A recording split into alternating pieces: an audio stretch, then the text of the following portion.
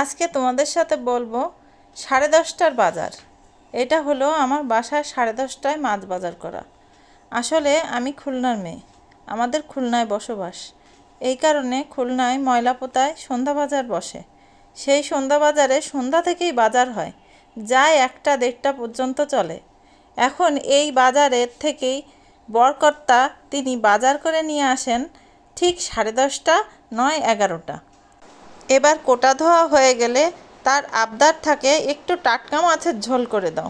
তাও করে দিলাম, তার আবদার তো আর ফেলা যায় না। তারপরে মাছটা কুটে ধুয়ে ফ্রিজে রাখলাম। তাহলে বেজে গেল কয়টা? আনুমানিক 1টা।